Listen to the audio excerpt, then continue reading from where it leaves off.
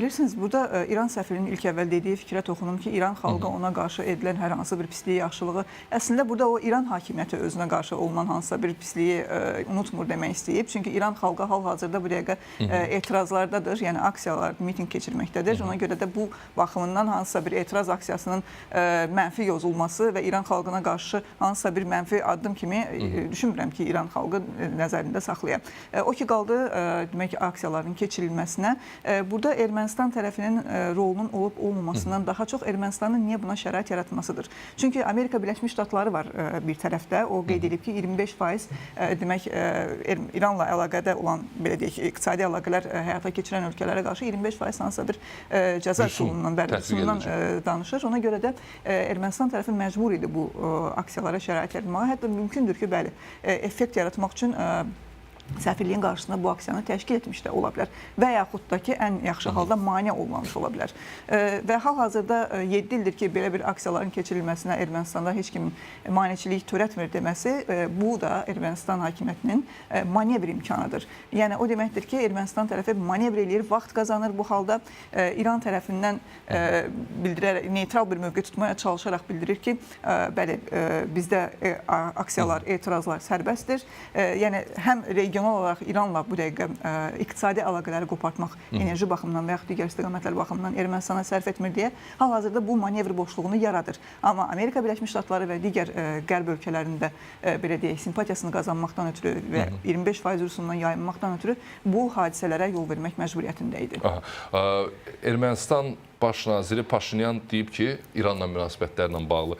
Deyir, biz tərəfdaşlarla mütəmadi olaraq müzakirələr aparırıq və İrəvan Tehranla dialoqu davam etdirməyə hazırdır. Sanki müəyyən bir qığılcımlar görürük münasibətlərin gərginləşməsi üzrə. Çünki TRIP layihəsi də əslində İranı narahat edən mövzulardan biridir. Çünki bir müddət əvvəl yenə də bu layihəyə etiraz etmişlər. Səbəb kimi də Amerika Birləşmiş Ştatlarının bölgəyə qədəm qoyması göstərilirdi. İran bunu özü üçün çox böyük bir təhlükə hesab edir.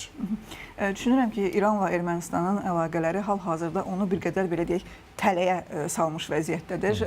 Bölgədə inkişaf TRIP layihəsi və yaxud sülh gündəmi davam etdiyi bir halda çox da uzaq olmayan keçmişdə İranın hansısa bir qırmızı xəttdən danışması, bölgəyə bu kimi yeniliklərin gəlməsinə imkan verməməsi, bunların şahidi olmuşduq. Və indi də qaçılmazdır ki, bayaq da qeyd etdiyim kimi, Ermənistan tərəfi hansısa bir tərəfi qurban vermək məcburiyyətindədir. Çünki ya Amerika Birləşmiş Ştatlarının tərəfindən konkret olaraq çıxış etməlidir, çünki bölgəyə TRIP layihəsindən söhbət gedir. 8 avqustda Vaşinqtonda sülh sənədlərinin paraflanması baş verdi. İran tərəfi buna hansısa bir süni maneə yaratmağa çalışmaqla Ermənistanın özünün də inkişafına maneçilik törədir. Buna görə də mümkündür ki, münasibətlərin inkişafında gərginləşmə yaşansın və bu qaçınılmazdır. Çünki İran tərəfinin bu münasibətləri Ermənistanı tələyə salmış vəziyyətdədir və regionda inkişafa maneçilik törədir. Konkret olaraq Ermənistanın hal-hazırki iqtisadi inkişafının asılı olduğu TRIP layihəsi və sülh gündəminə. Bəs nə kimi bir gərginlik gözlənilə bilər? Hansı səviyyədə, hansı istiqamətdə? İlkin səviyyədə bu gərginlik diplomatik gərginlik olacaq. Yəni, hansısa bir bəyanatlar, bir-birinə qarşı qarşılıqlı ittihamlar səviyyəsinə keçə bilər. Amma nəzərə alsaq ki, İranda hal-hazırda proseslər, etiraz aksiyaları, mitinglər davam edir. Bütün bu gedişat, gərginliyin gedişatı İranın daxili vəziyyətindən asılı ola biləcək. Yəni, daxildəki vəziyyət hansı formada dəyişəcək? İran hakimiyyəti ilə aksiyaçılar dialoqa mı gedəcəklər və yaxud da ki, hansısa bir proses mi baş verəcək? Bu gərginlik də həmin gedişatdan asılı olacaq. Burada biz Zəngəzur dəhlizi ilə bağlı danışası olsaq, Rusiya ilə İranın maraqları eynidir təxminən. Rusiya layihədə olmadığına görə narahatdır. İran isə müəyyən təhlükələri səbəb gətirərək bəhanələr təqdim edir. Burada İran və Rusiya birləşib hansısa formada Ermənistana təzyiq göstərə bilərmi? Bilirsiniz, hal-hazırda onların ikisi də Ermənistana təzyiq göstərməkdədir. Bu təzyiqi müəyyən qədər artıra bilərlər. Düşünürəm ki, yəni indiyə qədər biz bu təzyiqləri görmüşük. İstər bəyanatlar formasında, istər Rusiya tərəfindən hansısa Ermənistanda qüvvələrin dəstəklənməsi baxımından. Lakin vəziyyət ciddiləşdikcə, belə deyək, bu TRIP layihəsi və yaxud digər istiqamətdə konkret olaraq addımlar atıldıqca, bəli, mümkündür bu təzyiqlərin artması. İran hal-hazırda öz daxili vəziyyətindən bağlı, daxili auditoriyasından bağlı düzdür, beynəlxalq istiqamətdə və regional istiqamətdə baş verən hadisələrə bəyanatlarını, açıqlamalarını dilə gətirir. Lakin hal-hazırda hansısa bir dövlətlə birləşmək iqtidarında o qədər də deyil. Çünki diqqəti daxili vəziyyətdədir. Mümkündür ki, daxili vəziyyət stabilləşən kimi və yaxud hansısa bir dəyişiklik əldə olunan kimi Rusiya ilə birləşə bilər.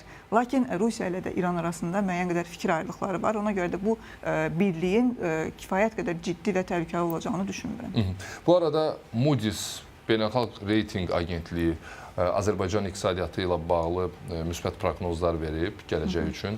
Eyni zamanda Fitch agentliyi də Ermənistan iqtisadiyyatının dayanıqlı, stabil və gələcəkdə daha yaxşı olması ilə bağlı müəyyən rəqəmləri açıqlayıb. Paşinyanın açıqlaması da var idi ki, deyir bu konkret nəticələr deyil, bu həm də bizim siyasətimizin bəhrəsidir. Biz müəyyən islahatlara getməsəydik, Azərbaycanla münasibətlərdə müəyyən addımları atmasaydıq, bizim iqtisadi göstəricilərimizlə bağlı olan proqnozlar bu dərəcədə müsbət səsləndirilməzdi. Çox güman ki, son dövrlər Azərbaycan Ermənistana neft məhsulları satır, sonra Azərbaycan üzərindən Ermənistana taxıl məhsulları çatdırılır. Bu da iqtisadi canlanma proqnozunu verməyə əsas verir. Çox güman ki, Moody's və Fitch həm də bunları nəzərə alaraq proqnozlar səsləndiriblər. Həm də orada xüsusilə qeyd olunub ki, Cənubi Qafqazda hərbi gərginliyin artması riski çox aşağıdır. Ona görə də iqtisadiyyatla bağlı müsbət proqnozlar